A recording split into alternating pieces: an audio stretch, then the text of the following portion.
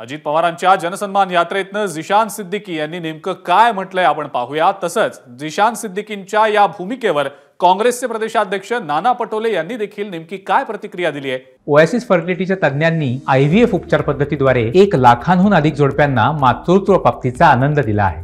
मोफत appointment book करण्यासाठी आजच संपर्क साधा। ते देखील पाहूया। चुनाव आने वाला है, हम सबको पता है चुनाव आने वाला है।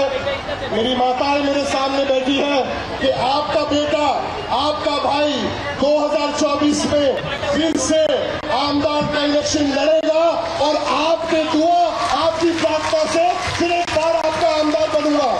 हम सब आपको आश्वासन देते हैं कि आपका काम हमारा काम है और आपको न्याय दिलाना हमारा काम है।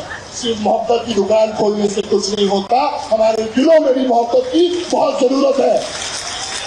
जिशान सिद्दीकी आपल्याकडे आला तर त्याला घेणार का? सध्या संपूर्ण वांद्रे पूर्व विधानसभा मतदारसंघात जिशानचे पोस्टर्स आहेत। स्वाभाविकच आहे, राजनीतीमध्ये शेवटी बेरजेच राजकारण करायचं असतं, ते होतच राहणार। काँग्रेसकडून तर त्याला नकार घंटा दिली आहे। तो म्हणतोय की राष्ट्रवादी काँग्रेस पक्षासंदर्भात अजून माहित नाही, आता अध्यक्ष म्हणून ते तुमचं म्हणजे त्यांची इच्छा असेल तर नक्कीच होणार। काँग्रेस पक्षाच्या भरोश्यावर मोठी झालेली लोकांनाच असं वाटतं की आम्ही आहो म्हणजे पक्ष आहे, पण आता ही निवडणूक त्यांना त्यांची जागा दाखवणारच आहे। आणि उद्या राष्ट्रीय अध्यक्ष आणि स्वतः प्रभारी उद्या आहे आणि त्याच्यामधली योग्य कारवाई त्या ठिकाणी केली जाईल। पण पक्षातून हकालपट्टीचा अधिकार उद्या कारवाई करण्याचे संकेत आपल्याला मी आतापासून देतो।